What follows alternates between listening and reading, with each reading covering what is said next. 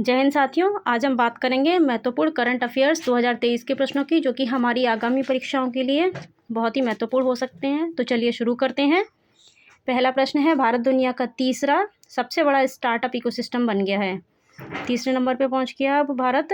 अब startup ecosystem क्या होता है? तो स्टार्टअप इकोसिस्टम्स लोगों के या फिर स्टार्टअप संगठनों के ऐसे समूह होते हैं जिसमें जो स्टार्टअप्स को स्केल करने के लिए, उनको बड़े पैमाने पर इनका निर्माण करने के लिए ये सब शामिल होते हैं, लोगों के समूह और संगठन। तो इसको स्टार्टअप इकोसिस्टम कहते हैं। और स्टार्टअप इंडिया योजना सरकार के द्वारा 16 जनवरी 2016 को शुरू की गई थी। दूसरा प्रश्न है, असम के काजीरंगा नेशनल पार्क में राष्ट्रपति द्वारा 2 दिवसीय गज उत्सव का उद्घाटन किया जाएगा। तो कौन सा नेशनल पार्क है? काजीरंगा नेशनल पार्क, जो कि एक सींग वाले गैंडे के लिए फेमस है। इसका उद्घाटन किसके द्वारा होगा? राष्ट्रपति जी के द्वारा होगा। 2 दिवसीय है। और कौन सा उत्सव? गज उत्सव। तीसरा प्रश्न है, भारत के 2 प्रमुख वन्य जीव बाघ और हाथी के संरक्षण का सरकार ने, इनके संरक्षण का जो फंड था उसके सरकार ने विलय कर दिया है। तो ऐसा सरकार ने क्यों किया है? बाघ और हाथी के संरक्षण के फंड को विलय ऐसा इसलिए किया गया है क्योंकि अगर देखा जाए तो बाघ और हाथी दोनों ही, इनका जो पर्यावास है दोनों में ही समानताएं होती हैं। तो क्यों इनके संरक्षण के लिए अलग अलग फंड दिया जाए? दोनों ही समान पर्यावास में रहते हैं, इनका प्राकृतिक आवास समान ही है। तो दोनों को समान आवास में रखते हुए इनको अलग अलग दिए जाने वाले फंड की धनराशि को बचत की जा सकती है।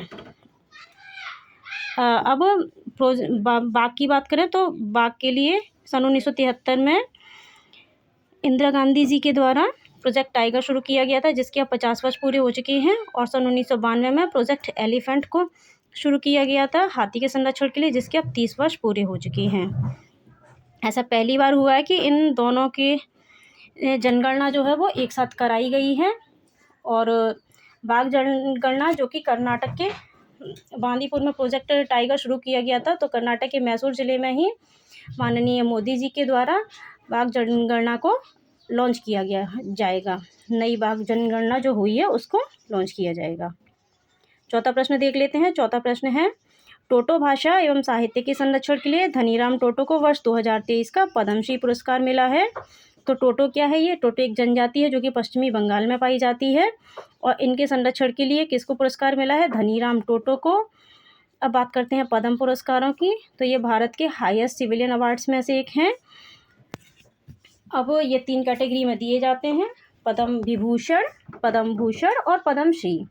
वर्ष 2023 के जो पद्म विभूषण है ये 6 लोगों को दिए गए हैं, जिसमें हमारे उत्तर प्रदेश से मुलायम सिंह यादव जी का भी नाम है, जिनको मरणोपरांत दिया गया है। और अगर बात करें पद्म भूषण वाले पुरस्कारों की, तो ये कुल 9 लोगों को प्रदान किए गए हैं, जबकि पद्मश्री है वो 91 लोगों को प्रदान किए गए हैं। इस प्रकार इस वर्ष कुल 106 पद्म पुरस्कार प्रदान किए गए हैं। अगला प्रश्न देख लेते हैं। कर्नाटक को जल आपूर्ति कार्यक्रम के लिए विश्व बैंक ऋण देगी। तो किस राज्य को देगी? कर्नाटक को। और कौन सी संस्था है? विश्व बैंक। अब ये बताइए, जल आपूर्ति कार्यक्रम के लिए जो हर घर जल, ये जो जल जीवन मिशन के तहत शुरू किया गया था, इस योजना के तहत जल पहुंचाने का लक्ष्य हर घर तक, कब तक इसका लक्ष्य रखा गया, किस वर्ष तक? तो सन 2024 तक रखा गया है, याद रखना है आपको। छठवां प्रश्न है, एससीओ देशों के राष्ट्रीय सुरक्षा सलाहकारों की बैठक नई दिल्ली में हुई थी। एससीओ देशों की हुई है नई दिल्ली में। अब एससीओ से कुछ प्रश्न देख लेते हैं। तो जैसे कि एससीओ में भारत कब शामिल हुआ है? तो एससीओ में जो भारत है सन 2017 में शामिल हुआ था। और एससीओ का आयोजन इस बार भारत में ही होगा सन 2023 में। तो ये भी आपको याद रखना है। और एससीओ की राजधानी कहाँ है? तो एससीओ की राजधानी जो है चीन के शहर बीजिंग में है। और अब बात करें एससीओ की एससीओ की सांस्कृतिक राजधानी, इस बार पहली बार जिसका आयोजन किया जा रहा है वाराणसी में किया जाएगा। ये यहाँ से क्वेश्चन बनने के बहुत बहुत चांस हैं यूपीपीसीएस के एग्ज़ाम में, कि पहली बार एससीओ की सांस्कृतिक राजधानी किसे बनाया गया है? तो वाराणसी को बनाया गया है। अगला प्रश्न है कैप्टिव रोजगार पहल। ये भी बहुत महत्वपूर्ण हो जाती है क्योंकि इसको दीनदयाल उपाध्याय कौशल योजना के तहत शुरू किया गया है श्री गिरिराज सिंह जी के द्वारा। इसको क्यों शुरू किया गया है ये बहुत महत्वपूर्ण है। इसको ग्रामीण गरीब युवाओं को कुशल बनाने के लिए शुरू किया गया है, उन्हें उद्योगों की भागीदारी का रास्ता प्रदान करने के लिए।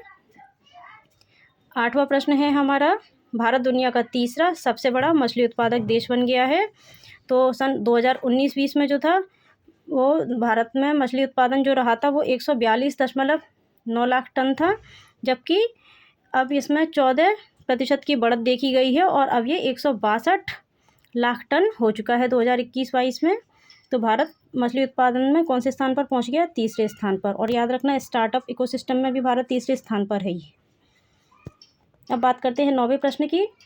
तो 9वां प्रश्न है हमारा, संस्कृति मंत्रालय द्वारा पुणे में Vitasta the festival of Kashmir के दूसरे संस्करण का आयोजन किया जाएगा। तो कहाँ पे आयोजन होगा Vitasta the festival of Kashmir के दूसरे संस्करण का? पुणे में, संस्कृति मंत्रालय के द्वारा।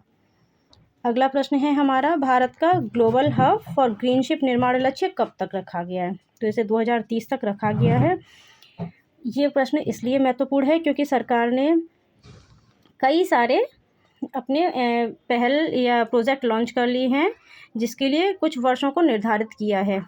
तो इसके लिए ग्लोबल हब किसके लिए? ग्रीन शिप के लिए कब तक के लिए इसका लक्ष्य रखा गया? 2030 तक। यहाँ से मैं आपसे एक प्रश्न पूछती हूँ कि ग्रीन शिप उत्कृष्टता केंद्र की घोषणा सरकार के द्वारा कहाँ पे की गई है, कहाँ पे स्थापित होगा? तो वो है गुरुग्राम हरियाणा में, जो कि भारत का पहला ग्रीन शिपिंग उत्कृष्टता केंद्र होगा।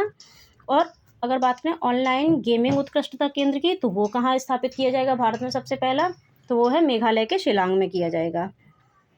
अगला प्रश्न देख लेते हैं, महिला विश्व बॉक्सिंग चैंपियनशिप, जो कि नई दिल्ली में इसका आयोजन किया गया है, जिसके brand ambassador MC Mary Kom और फरहान अख्तर को बनाया गया था। जिसमें भारत की बेटियों ने 4 स्वर्ण पदक भारत को दिलाए हैं, जिसमें पहला पदक नीतू घनघस ने दिलाया था 45 से 48 किलोग्राम भार वर्ग में, जबकि स्वीटी बोरा ने दूसरा पदक दिलाया था 75 से 81 किलोग्राम भार वर्ग में। तीसरा पदक निखत जरीन के द्वारा दिलाया गया 48 से 50 किलोग्राम भार वर्ग में। वहीं लवलीना बोरगोहन ने चौथा पदक दिलाया 70 से 75 किलोग्राम भार वर्ग में। तो ये थे हमारे कुछ महत्वपूर्ण प्रश्न। इनको आप 2 से 3 बार देख लीजिएगा तो आप इसको याद भी कर लेंगे साथ साथ।